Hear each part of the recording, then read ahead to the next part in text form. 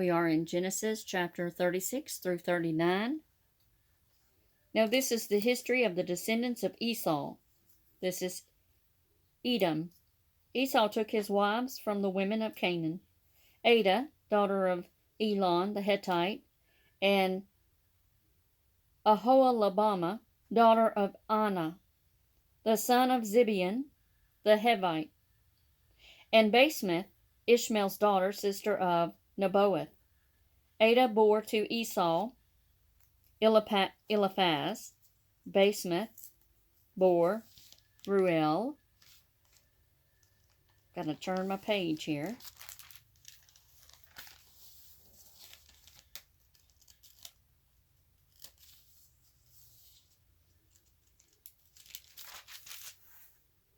And Aholabama bare Jaish, and Jalem, and Korah. These are the sons of Esau, which were born unto him in the land of Canaan. And Esau took his wives, and his sons, and his daughters, and all the persons of his house, and his cattle, and all his beasts, and all his substance, which he had got in the land of Canaan, and went into the country from the face of his brother Jacob. For their riches were more than that they might dwell together, and the land wherein they were strangers could not bear them because of their cattle. Thus dwelt Esau in Mount Seir, and Esau in Edom, or Esau is Edom. And these are the generations of Esau, the father of the Edomites, in Mount Seir.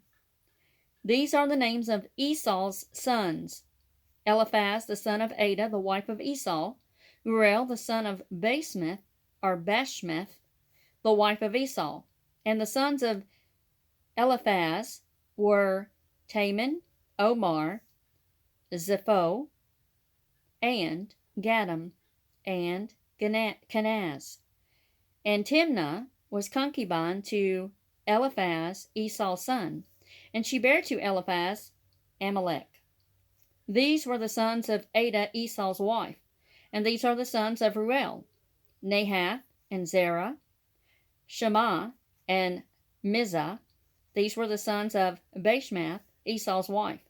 And these were the sons of Aholabama, the daughter of Anah, the daughter of Zibeon, Esau's wife. And she bare to Esau Jaish, and Jalem, and Korah. These were dukes of the sons of Esau, the sons of Eliphaz, the firstborn son of Esau: Duke Taman, Duke Amar, Duke Zepho, Duke Kenaz, Duke Korah, Duke Gatam, and Duke Amalek. These were, or are, the dukes that came of Eliphaz in the land of Edom, or Edom. These were the sons of Adah. And these are the sons of Reuel, Esau's son: Duke Nahath, Duke Zerah, Duke Shema, Duke Mizah. These are the dukes that came of Reuel in the land of Edom. And these are the sons of Bashmath, Esau's wife. And these are the sons of Aholabama, Esau's wife: Duke Jeush, Duke Jalem, Duke Korah. These were the dukes that came of Aholabama, the daughter of Anah, Esau's wife. These are the sons of Esau, who is Edom. And these are their dukes. These are the sons of Seir, the Horite, who inhabited the land: Lodan, and Shabal, Zibeon, and Anah, and Dishon, and Ezer. And Dishon, these are the dukes of the Horites, the children of Seir in the land of Edom. And the children of Lodan were Hori and Hamam, and Lotan's sister was Timnah. And the children of Shobal were these: Alvan, and Menahath, and Abel, Shepho, and Onam. And these are the children of Zibeon, both Ajah and Anah. This was that Anah that found the mules in the wilderness, and as he fed, the asses of Zibeon his father. And the children of Anah were these: Dishon and Aholibamah, the daughter of Anah. And these are the children of Dishon: Hamdan, and Heshbon, and Ithran, and Cheran. And these are the children of Ezer are these: Bilhan, and Zavon, and Akan. The children of Dishon are these: Uz and Aran. These are the dukes that came of the Horites: Duke Lodan, Duke Shabal, Duke Zibeon, Duke Anah, Duke Dishon, Duke Ezer, Duke Dishon. These are the dukes that came of Hori. Among the dukes are among their dukes in the land of Seir. And these are the kings that reigned in the land of Edom, before there reigned any king over the children of Israel. And Bela, the son of Beor, reigned in Edom, and the name of his city was Dinhabah. And Bela died, and Jobab, the son of Zerah of Bozrah, reigned in his stead. And Jobab died, and Hisham of the land of Timni reigned in his stead. And Husham died, and Hadad the son of Bedad, who smote Midian in the field of Moab, reigned in his stead. And the name of his city was Avith. And Hadad died, and Samlah of Masrekah reigned in his stead. And Samlah died, and Saul of Rehoboth by the river reigned in his stead. And Saul died. And Baal-Hanan, the son of Achbor, reigned in his stead. And Baal-Hanan, the son of Achbor, died. And Hadar reigned in his stead. And the name of his city was Paul. And his wife's name was Mehetabel, the daughter of Matred, the daughter of Mazab.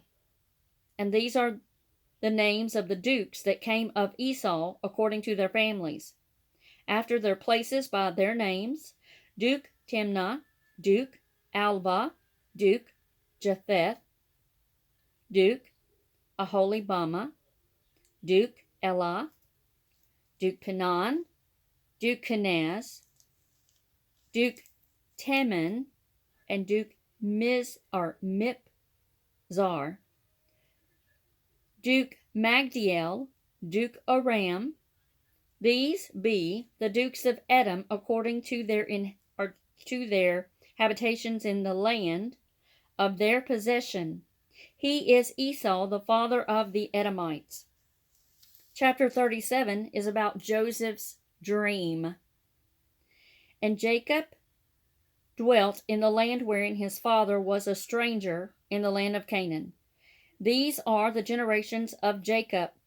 Joseph, being 17 years old, was feeding the flock with his brethren, and the lad was with the sons of Bilhah, and with the sons of Zilpah, his father's wives. And Joseph brought unto his father their evil report.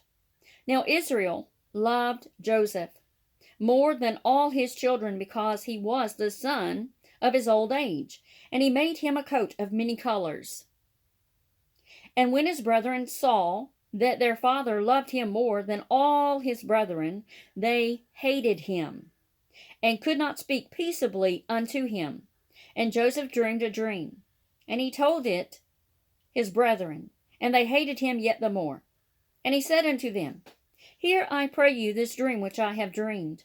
For behold, we were binding sheaves in the field, and lo, my sheaf arose, and also stood upright, and behold, your sheaves stood round about, and made obeisance to my sheaf, meaning they bowed down.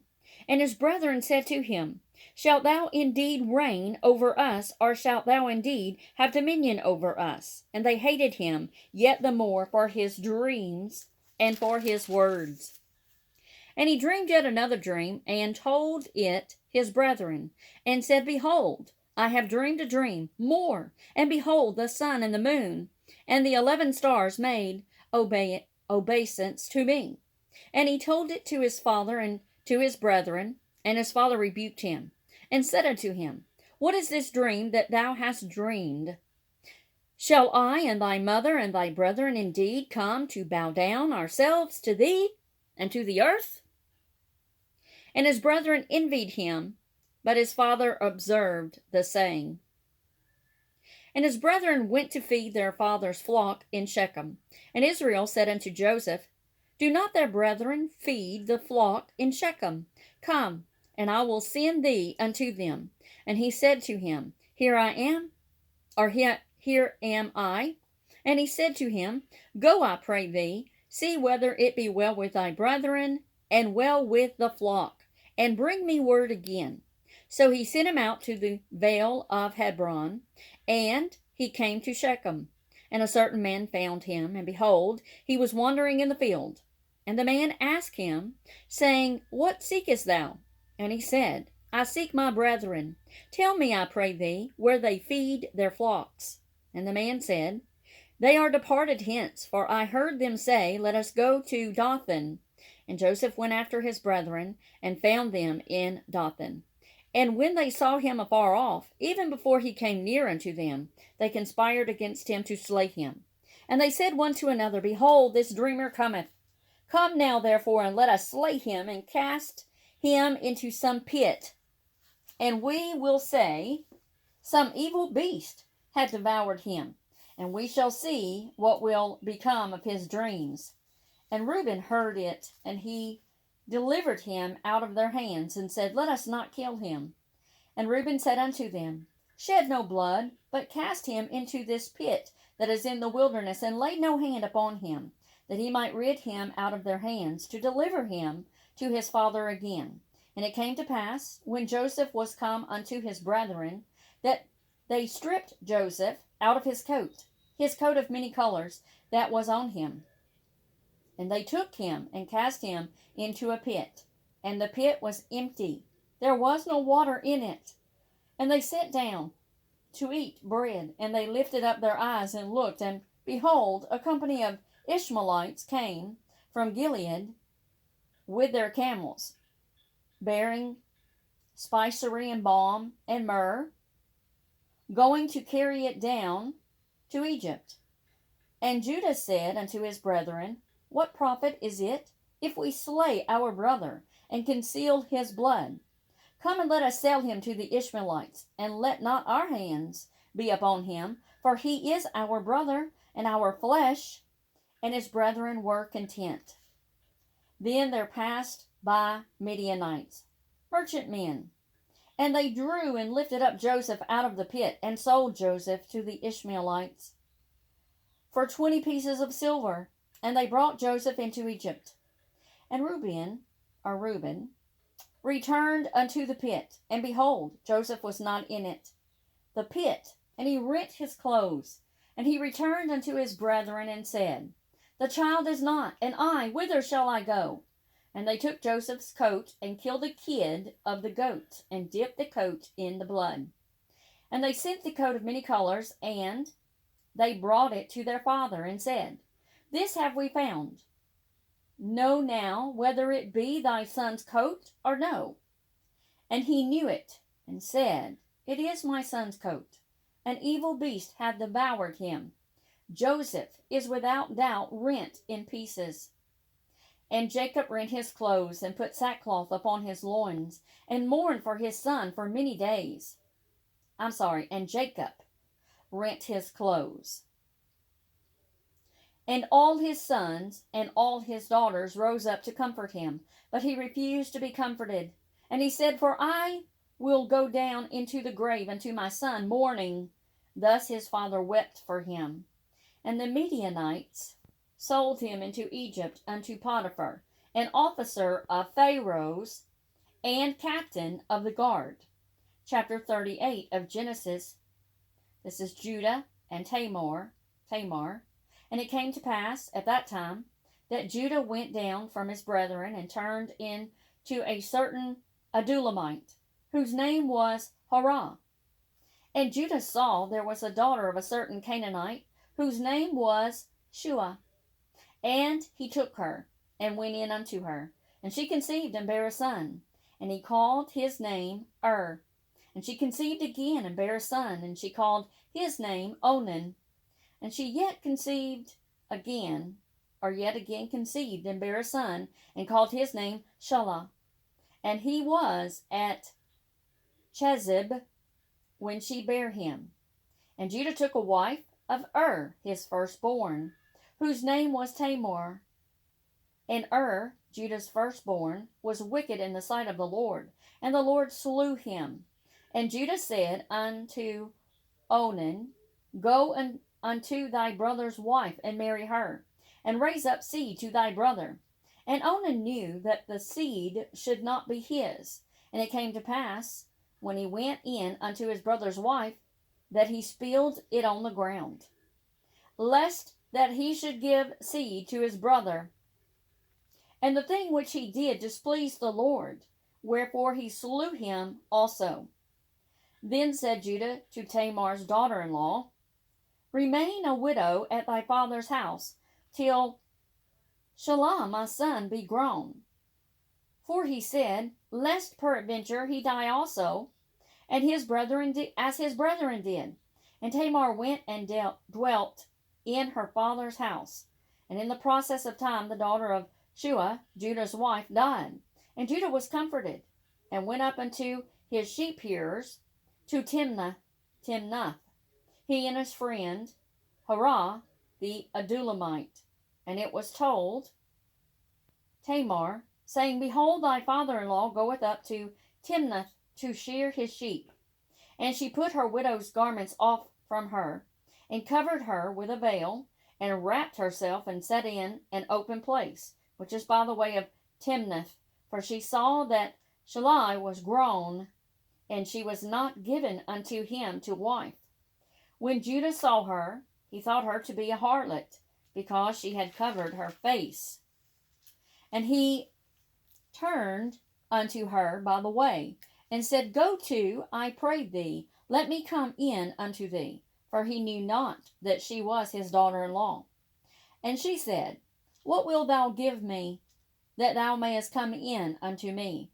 And he said, I will send thee a kid from the flock. And she said, Wilt thou give me a pledge till thou send it? And he said, What pledge shall I give thee? And she said, Thy signet, and thy bracelets, and thy staff that is in thine hand. And he gave it to her, and came in unto her, and she conceived by him. And she arose, and went away, and laid by her veil from her, and put on the garments of her widowhood.